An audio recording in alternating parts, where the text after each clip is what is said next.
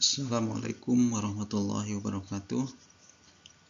Selamat siang, semoga kita dalam keadaan sehat selalu. Pada hari ini kita akan memasuki pertemuan yang selanjutnya, yaitu tentang bentuk organisasi dan bisnis global, mata kuliah pengantar bisnis.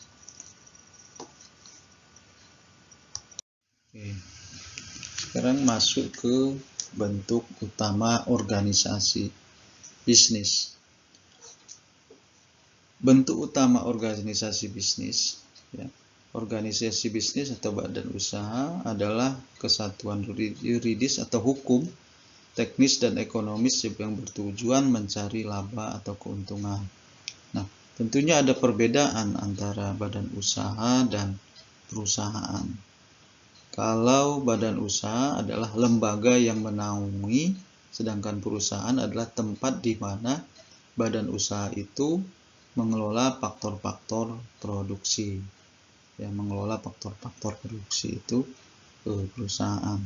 Nah, bentuk utama organisasi bisnis ada beberapa bentuknya. Pertama, perseroan, perseorangan, perusahaan patungan, perusahaan terbatas, perseroan terbatas negara, perusahaan negara umum, perusahaan negara jawatan, perusahaan daerah, koperasi. Kepemilikan organisasi bisnis. Dalam kepemilikan organisasi bisnis ini ada bentuknya. Pertama, bentuk bisnis perusahaan perseorangan dilihat dalam tabel. Itu ada bentuk bisnis, kewajiban, kontinuitas, manajemen, dan sumber dana. Bentuk bisnis perusahaan perseorangan, kewajibannya adalah pribadi dan tidak terbatas. Kontinuitasnya berakhir dengan kematian atau keputusan kepemilikan. Manajemennya pribadi dan tidak terbatas, sumber dana pribadi. Nah, ini banyaknya pribadi semua, ya. Karena bentuk bisnisnya adalah perusahaan perseorangan. Perusahaan perseorangan itu bisa dikatakan yang tadi usaha kecil, ya.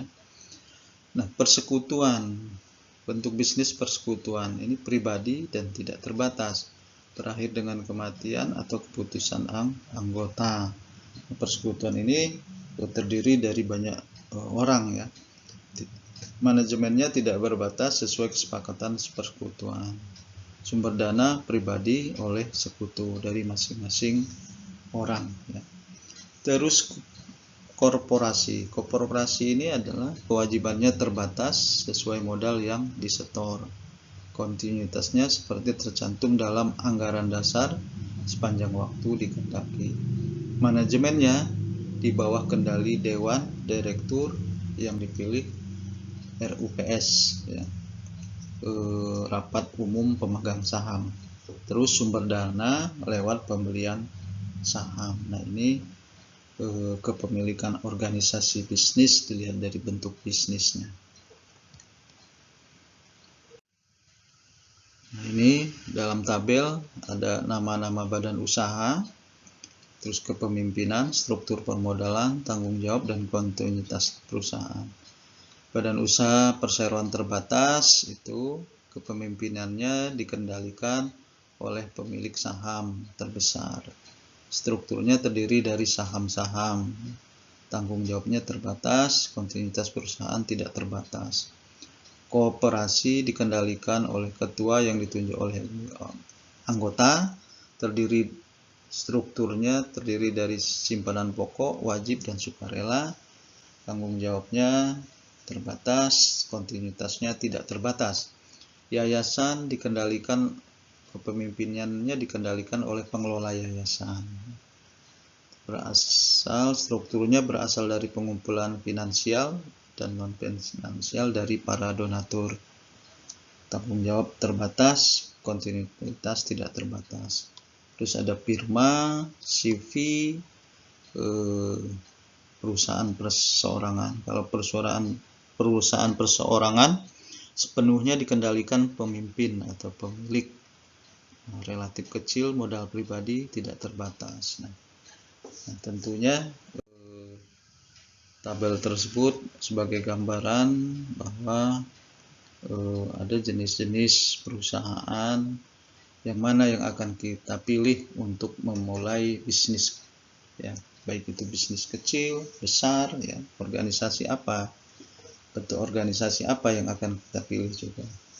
Terus kebaikan dan kelemahan PT Perseroan Terbatas. Kelebihan perseroan terbatas, pertama, relatif mudah mendapatkan tambahan modal, tanggung jawab pemegang saham terbatas, kelangsungan perusahaan terjamin, terus pengelolaan profesional. Kelemahannya, prosedur pendirian PT relatif sulit, ya. Kalau kita mendirikan perusahaan terbatas itu banyak sekali syarat-syarat yang harus dipenuhi. Terus rahasia perusahaan dapat diakses secara umum karena ada laporan-laporan keuangan, ya. Terus keuntungan dibagi dengan pemegang saham, adanya pajak perusahaan. Ini kebaikan dan kelemahan perseroan terbatas. Terus kebaikan dan kelemahan koperasi. Nah, koperasi kelebihannya memiliki kemudahan dalam mendapatkan modal, ya, karena modal itu dari anggotanya. Terus mensejahterakan anggotanya, ya. Ada pembagian hasil tiap tahun, ya. Bersifat terbuka dan sukarela, setiap anggota memiliki hak suara yang sama. Terus kelemahan koperasi, sulit mendapatkan modal, kurangnya kemampuan dalam pengurusan, daya saing yang rendah.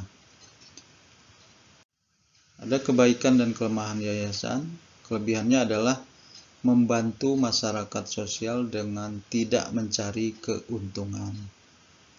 Kelemahannya adalah terbatasnya dana-dana yang diperlukan. Nah, yayasan itu banyak, contoh yayasan-yayasan. Ada yayasan yatim piatu, yayasan sekolah-sekolah, ya, perguruan tinggi yang swasta itu yayasan. Terus SMA swasta ada yayasan. Nah, itu contohnya seperti itu. Terus firma, kebaikan dan kelebihannya. Kelebihannya mudah untuk memperluas usahanya, manajerialnya baik, keputusannya diambil bersama-sama, pendirinya relatif lebih mudah. Kelemahannya, tanggung jawab pemilik tidak terbatas, mudah bubar, kelangsungan perusahaan tidak menentu, kerugian ditanggung bersama.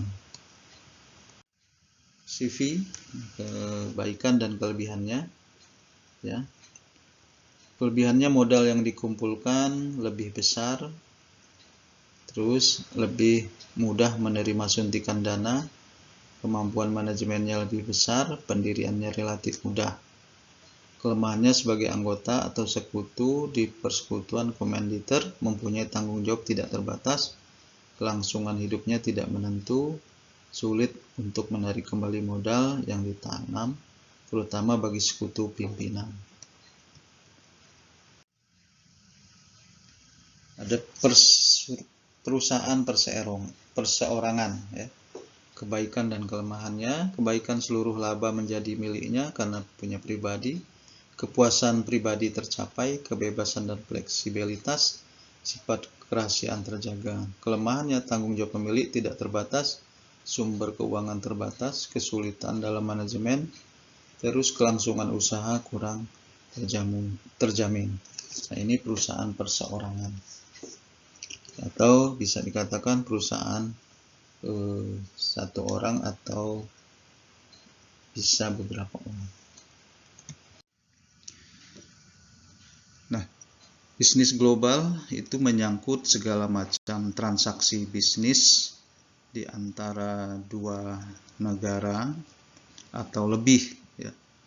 Jadi ada transaksi bisnis yang dilaksanakan dua negara atau lebih, yang mencakup baik kegiatan antar pemerintah maupun perusahaan swasta. Nah, apa yang dimaksud dengan bisnis nasional maupun bisnis global, ya? Bisnis nasional itu sendiri bisnis yang dilakukan di dalam negeri, tentunya melibatkan transaksi-transaksi yang di dalam batas wilayah satu negara. Berarti dalam satu negara antar provinsi ya. Indonesia antar provinsi atau kabupaten itu bisnis nasional. Terus terkait dengan bisnis global itu merupakan bisnis internasional yang melibatkan transaksi-transaksi bisnis yang terjadi melampaui batas-batas nasional. Artinya ada batas nasional itu yaitu ada 2 negara minimal. Nah, di sini apa sih pengertian dari bisnis global? Nah, kita harus mengetahui bahwa bisnis global menurut GLOS ya, yaitu jumlah seluruh kegiatan yang diorganisir oleh orang-orang yang berkecimpung dalam bidang perniagaan dan industri yang menyediakan barang dan jasa. Jadi kegiatan yang diorganisir ya, menyediakan barang dan jasa, produknya berupa barang dan jasa untuk kebutuhan mempertahankan dan memperbaiki standar serta kualitas hidup ya, sehingga menjadi sebuah sistem tunggal yang saling bergantung dalam perekonomian dunia. Nah, nanti kaitannya dengan ekspor dan impor ya. Nah, globalisasi itu sendiri merupakan proses yang mana perekonomian dunia menjadi sebuah sistem tunggal yang saling bergantung. Bergantungnya pada ekspor dan impor. Nah, ekspor itu apa? Ekspor merupakan produk yang dibuat atau dikembangkan di luar negeri, tetapi dijual di dalam negeri. Sedangkan impor, produk yang dibuat oleh atau dikembangkan di dalam negeri, tapi dikirim dan dijual ke luar negeri. Contoh ekspor kita mengekspor beras atau mengekspor bawang ya ke luar negeri. Terus kalau impor kita mendatangkan produk dari luar negeri, smartphone ya atau material-material lain yang tidak ada di Indonesia atau di dalam negeri, ataupun produk-produk yang dibuat di luar negeri didatangkan ke dalam negeri. Nah, apa saja dalam bisnis internasional faktor pendukungnya atau faktor pendorong ya. Nah, faktor pendorong dalam bisnis globalisasi atau bisnis internasional yaitu terobosan teknologi. Nah, terobosan teknologi ini terkait dengan komunikasi ya, perdagangan lebih cepat dan murah, transportasi, terkait dengan internet ya. Nah, itu teknologi terobosan baru, pengiriman barang ya. Nah, itu terobosan teknologi baru terkait dengan komunikasi, perdagangan lebih cepat dan murah ya. Itu berpengaruh pada jaringan-jaringan. Sekarang teknologi yang berkembang sekarang adalah teknologi 4.0 berupa kalau pemasaran yaitu pemasaran melalui jaringan-jaringan internet ya. Terus pengiriman barang lebih cepat menggunakan pesawat, pemesanan barang menggunakan jaringan internet. Terus ada dorongan pasar dan biaya. Nah, ini dorongan biaya atau pasar.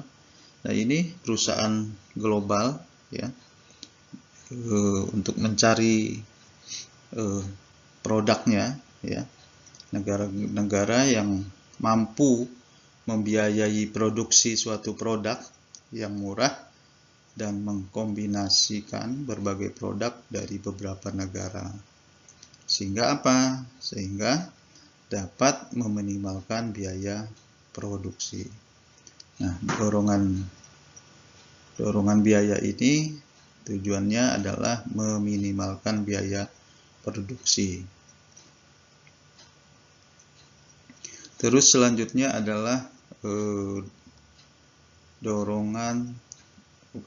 tekanan persaingan, ya. Tekanan persaingan.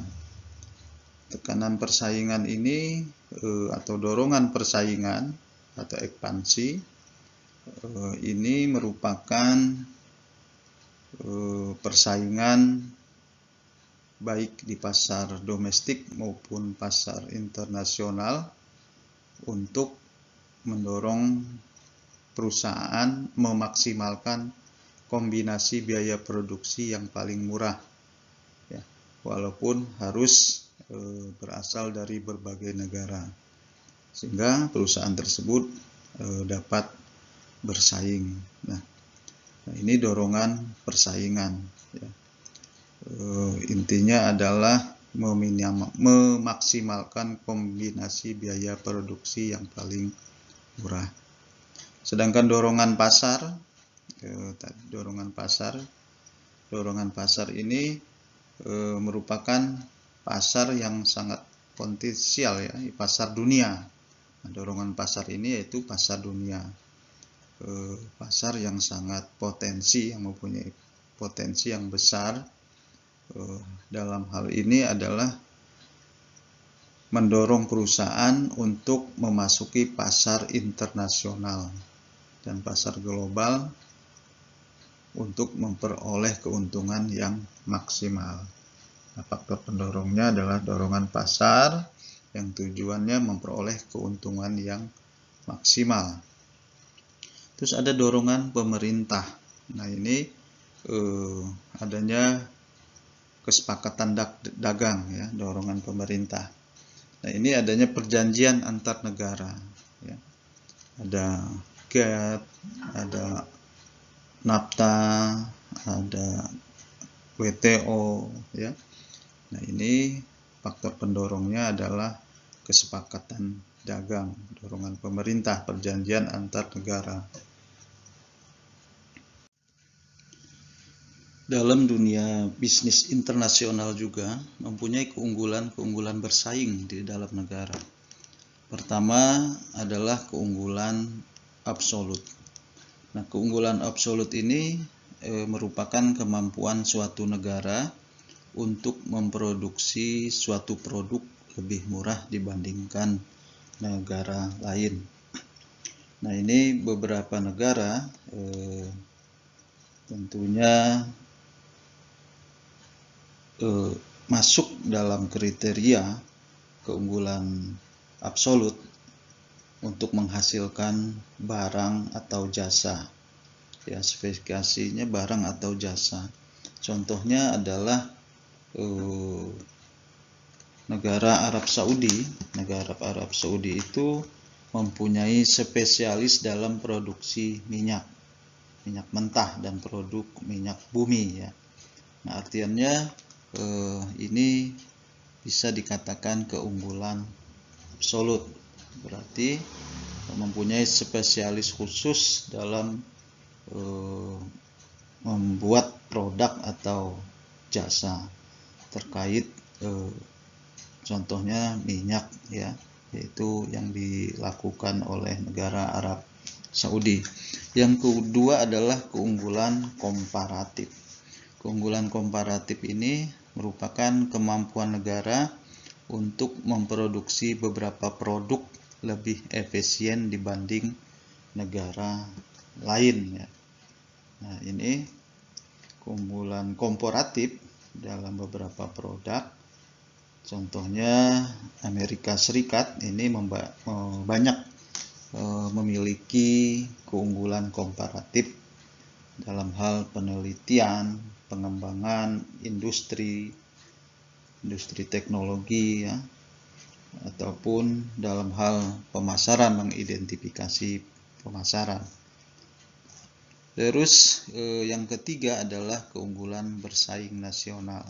Keunggulan bersaing nasional ini dipengaruhi oleh satu kondisi faktor, kondisi permintaan, kondisi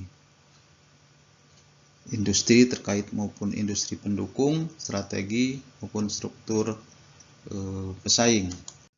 Nah, ini contohnya atribut keunggulan bersaing. Nah, kondisi faktor.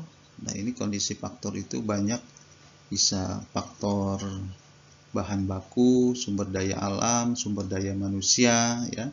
Ini berpengaruh sekali dalam keunggulan bersaing nasional dalam bisnis global, ya. Terus industri terkait dan industri pendukung juga ini dipengaruhi oleh kondisi faktor, ya, bahan-bahan baku, ya, dan lain sebagainya dalam membuat suatu produk, ya. Nah, struktur strategi maupun persaingan ini sangat mempengaruhi dalam hal pemasaran, dalam hal terkait pengelolaan, ya, proses produksi dan lain sebagainya. Nah, ini juga sehingga mempengaruhi juga produksi-produksi, kondisi faktor dan industri terkait ini tergantung dengan permintaan, ya, kondisi permintaan suatu produk, ya, oleh negara. Bagaimana konsumen tersebut untuk memanfaatkan atau membeli suatu produk, ya. Contoh smartphone, ya, smartphone di Indonesia, produk smartphone di Indonesia itu belum bisa dibuat di dalam Indonesia karena ada kondisi faktor. Ini kondisi faktor terkait dengan sumber dayanya, sumber daya manusianya maupun sumber daya bahan bakunya, ya, industri pendukungnya maupun strategi struktur. Tapi permintaannya itu sangat bagus sekali di Indonesia. Ini perlu dipertimbangkan bagaimana membuat suatu usaha dengan kondisi permintaan yang baik, yang didukung dengan kondisi keunggulan bersaing nasional. Oke. Nah, mengapa bisnis internasional dilakukan, ya? Mengapa bisnis internasional dilakukan? Nah, ada beberapa alasan yang mendorong suatu perusahaan memperluas bisnisnya ke pasar internasional, ya, menjalankan bisnis internasional. Pertama adalah keuntungan potensial. Nah, keuntungan potensial ini bahwa untuk mendapatkan keuntungan potensial ini, bahwa perusahaan harus membuka pasar ke seluruh dunia, ya, dan memberikan kesempatan yang besar untuk memperoleh keuntungan yang semakin besar. Nah, dengan adanya globalisasi, sehingga pasar di seluruh dunia ini akan membuka kesempatan memperoleh keuntungan. Yang kedua adalah profit margin, ya. Dengan adanya globalisasi ini juga akan mempermudah perusahaan untuk mengkombinasikan berbagai faktor produksi, ya, dari berbagai negara, ya, dengan harga yang murah, sehingga biaya produksinya juga bisa ditekan.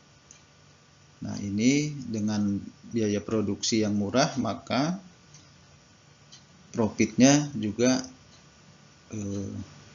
akan bagus, akan meningkat, ya.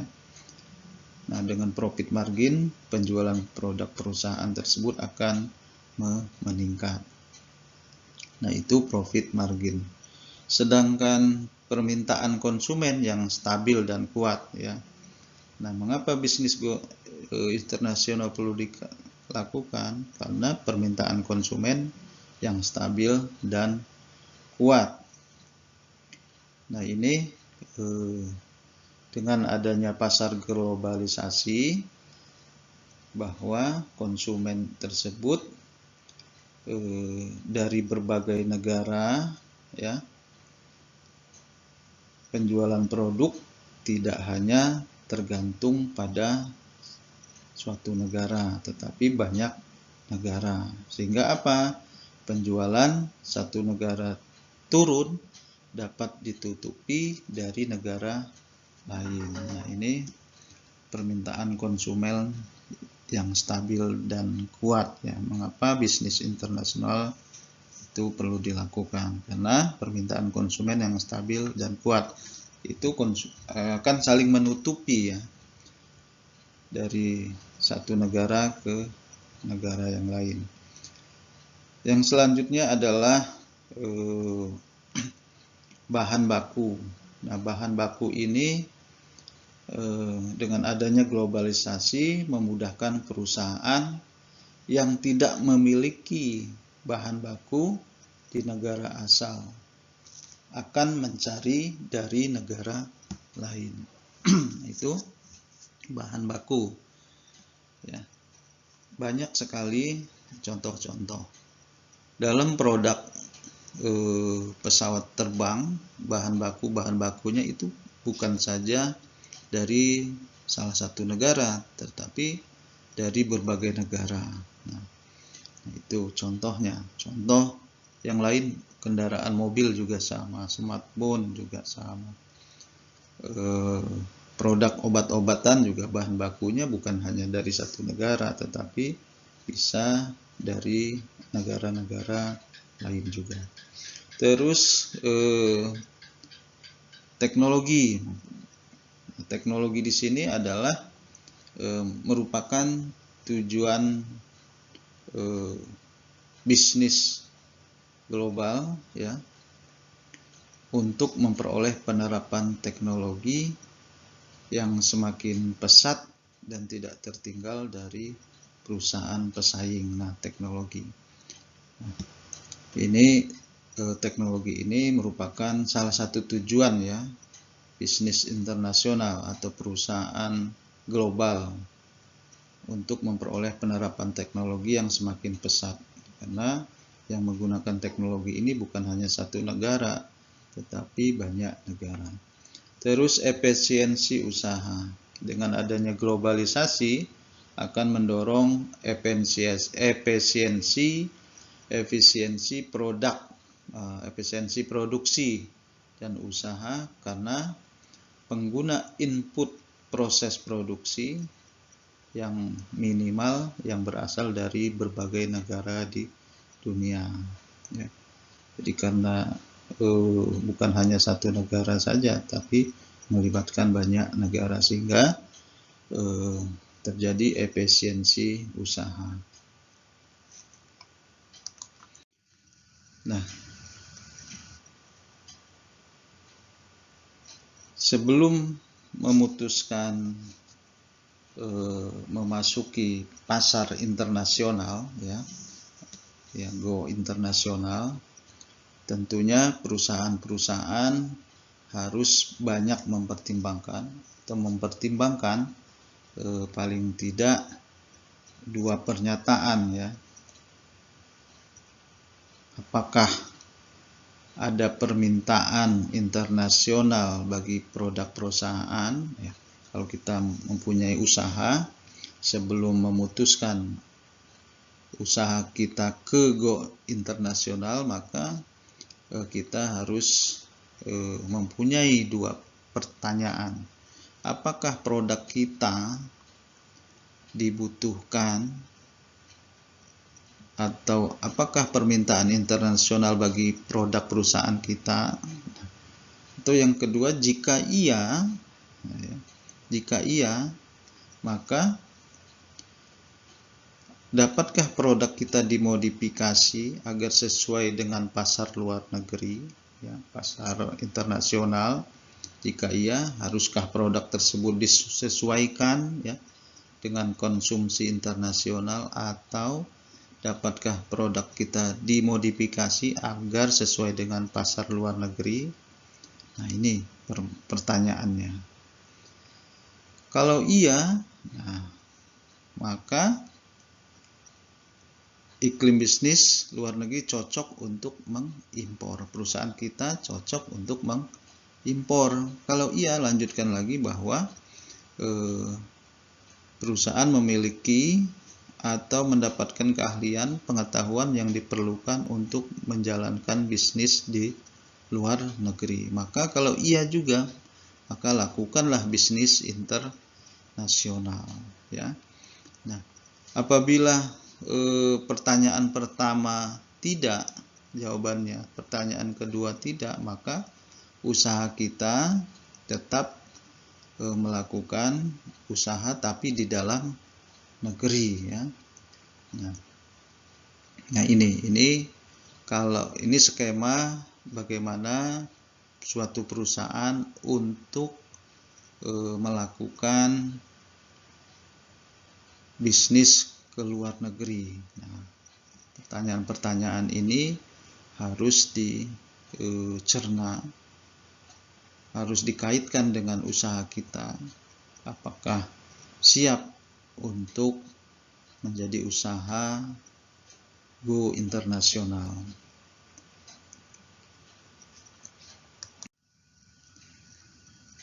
Setelah memutuskan untuk melakukan skema go internasional, bisnis internasional, maka suatu perusahaan harus memutuskan level keterlibatannya. Nah, ada beberapa level keterlibatan perusahaan ya untuk go internasional. Yang pertama adalah eksportir. Nah, eksportir itu adalah perusahaan yang mendistribusikan dan menjual produk-produk kepada satu atau lebih negara asing ya. Sedangkan importir membeli produk di pasar luar negeri dengan tujuan dijual kembali di dalam negaranya. Nah, kedua jenis yaitu eksportir dan importir ini merupakan level keterlibatan terendah dalam operasi internasional. Yang ketiga adalah perusahaan internasional. Nah, perusahaan internasional ini yaitu perusahaan untuk dalam mendapatkan pengalamannya ya dan berhasil sebagai eksportir dan importir. Nah, ini perusahaan yang nantinya akan berpindah ke level keterlibatan perusahaan internasional ya.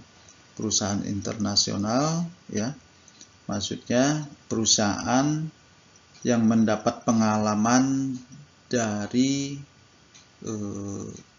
eksportir dan importir ya, berhasil dalam sebagai perusahaan eksportir dan importir, sehingga levelnya akan meningkat menjadi perusahaan internasional. Nah, ini perusahaan seperti ini dalam menjalankan bisnisnya, yaitu tentunya di negara-negara, di beberapa negara ya, baik itu dalam fasilitas manufaktur ya, menjalankan usaha fasilitas manufaktur di luar negeri ya. Nah, ini perusahaan ini tentunya cukup berpengaruh ya pada ekonomi global atau perusahaan internasional ya. Perusahaan internasional ini sangat berpengaruh pada ekonomi global. Perusahaan internasional atau perusahaan internasional tetapi tetap merupakan merupakan perusahaan domestik yang beroperasi secara internasional. Nah, Contohnya adalah BMW ya, Toyota itu ya, itu perusahaan-perusahaan mobil Jepang atau perusahaan-perusahaan market Walmart. Nah, itu merupakan perusahaan internasional contohnya. Terus perusahaan multinasional, nah ini merupakan level keterlibatan tertinggi yang dapat dipilih perusahaan. Nah, perusahaan multinasional ini adalah merancang, memproduksi, dan memasarkan produk-produknya di banyak negara. Contoh perusahaan multinasional IBM, Nestle, ExxonMobil ya, dan lain sebagainya. Nah, itu tingkat keterlibatan internasional. Tingkat terendah eksportir dan importir. Tingkat sedang yaitu perusahaan internasional. Tingkat tinggi perusahaan multinasional. Nah, struktur organisasi, nah dalam dunia bisnis internasional ada struktur organisasi internasional. Nah, pertama adalah agen independen. Nah, ini agen independen ini merupakan organisasi asing yang setuju untuk mewakili kepentingan eksportir di pasar luar negeri ya. Nah, ini bertindak sebagai wakil penjualan di mana untuk menjual produk-produk eksportir ya. Nah, terus yang kedua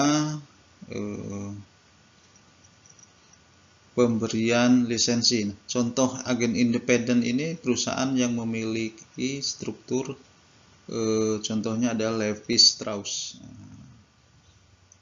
Yang kedua adalah pemberian lisensi.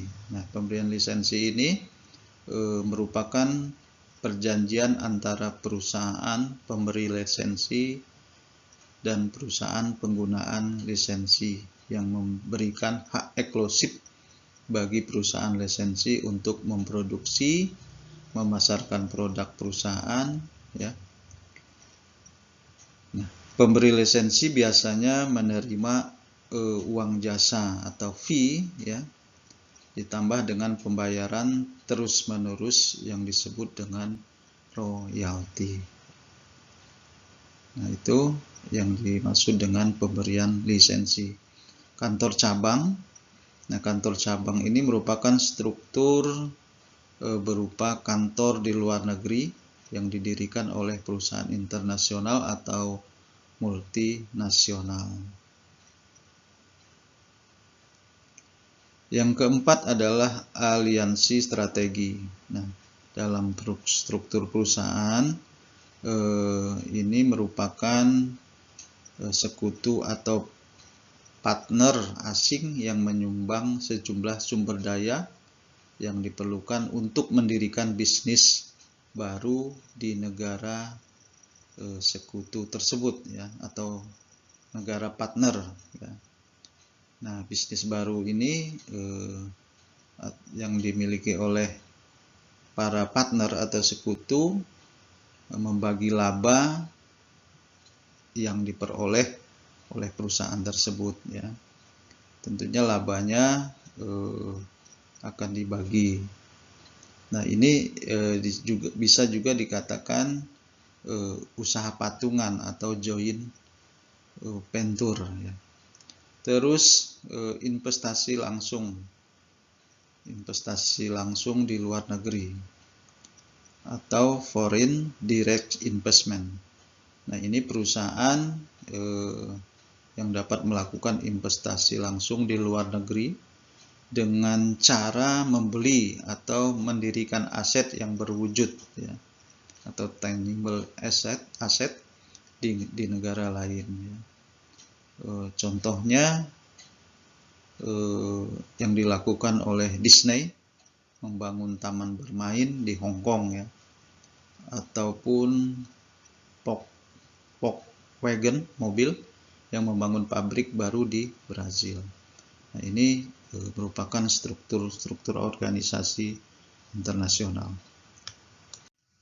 Nah, hambatan bisnis internasional, dalam bisnis internasional mempunyai hambatan, yaitu pertama, tarif bea masuk. Nah, ini terkait dengan pajak ya, pajak yang dikenakan terutama pada produk asing yang memasuki suatu negara. Yang kedua, dumping. Dumping ini ekspor produk dalam jumlah besar dengan harga yang lebih rendah dibandingkan dengan produk yang sama di pasar dalam negeri. Nah, banyak ya produk dumping, ekspor produk-produk dari luar negeri ke Indonesia, banyak sekali baju ya, dari luar negeri dijual di dalam Indonesia dengan harga yang murah. Terus hambatan normatif. Nah, ini ukuran tarif non pajak yang dikenakan oleh pemerintah untuk mendukung produk domestik terhadap pemasok asing ya, termasuk kuota impor dibatasi, embargo, kontrol valuta asing, devaluasi mata uang, dan lain sebagainya. Nah, ini hambatan bisnis internasional.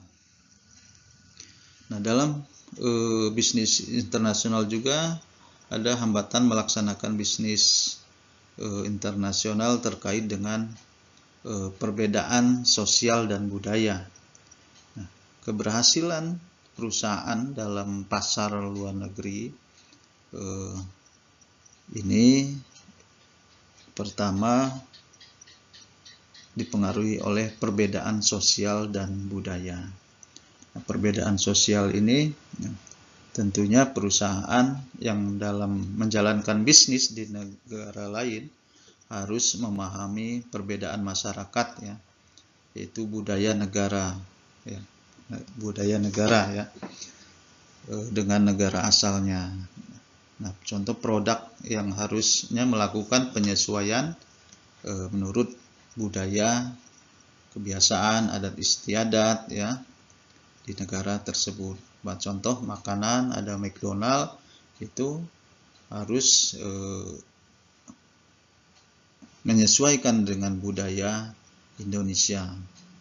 Nah, budaya Indonesia itu tentunya tidak cocok makan McDonald hanya daging saja atau ayam saja, tetapi harus disajikan dengan nasi atau dibuat dengan bumbu-bumbu yang ada di Indonesia. Terus perbedaan ekonomi. Perbedaan ekonomi dalam setiap negara tentunya memiliki sistem ekonomi tersendiri. Nah, dalam perbedaan sistem ekonomi ya, ini mempengaruhi operasional bisnis internasional. Nah, contohnya adalah negara Prancis menganut ekonomi campuran ya. Nah, ini akan berperan sangat besar dalam industri penerbangan, di mana dalam perusahaan ini akan terlibat aspek rancangan pesawat ya. Di Indonesia sendiri yang menganut sistem ekonomi Pancasila, pemerintah tidak mengizinkan swasta asing untuk menguasai bisnis yang menguasai hajat hidup dan kepentingan orang banyak. Nah, tentunya dalam hambatan melaksanakan bisnis ini ada perbedaan ekonomi ya, sistem ekonomi.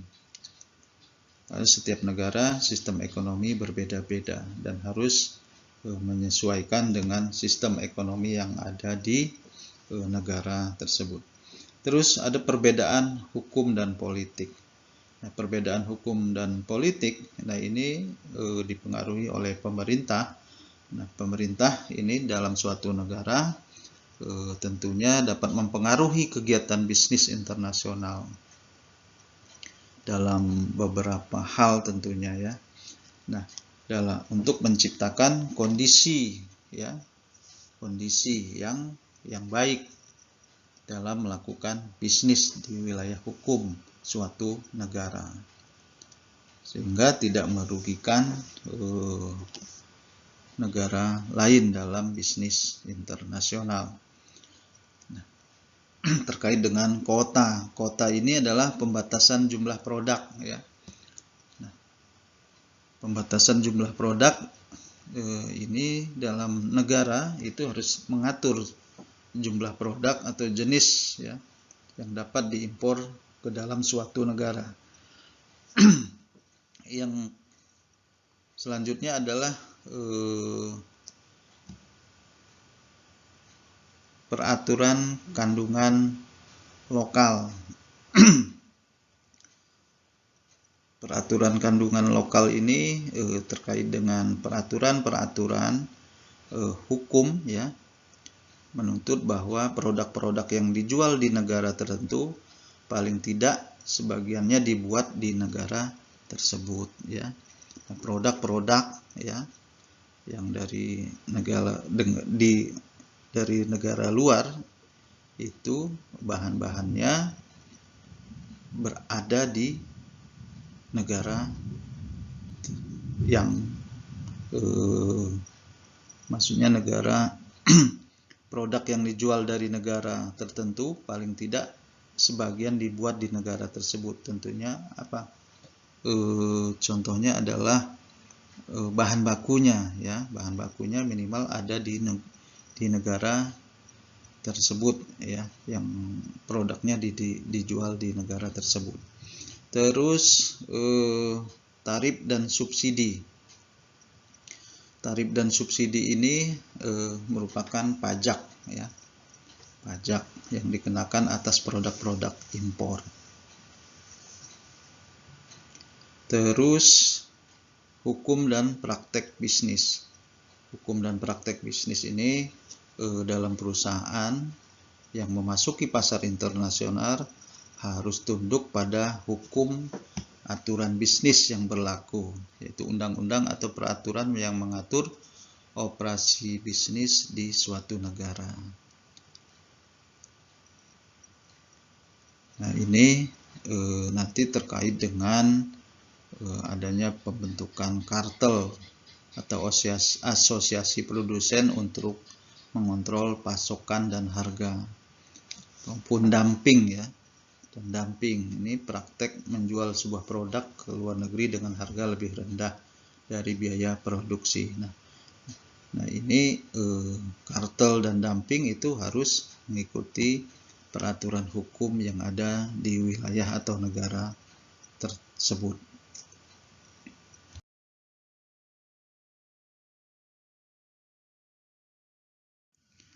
Nah itu terkait dengan bisnis global yang dapat saya sampaikan. Semoga bermanfaat. Yang belum jelas silahkan tanyakan lewat forum. Kita diskusikan lewat forum yang ada di Skalsa. Terima kasih. Wassalamualaikum warahmatullahi wabarakatuh.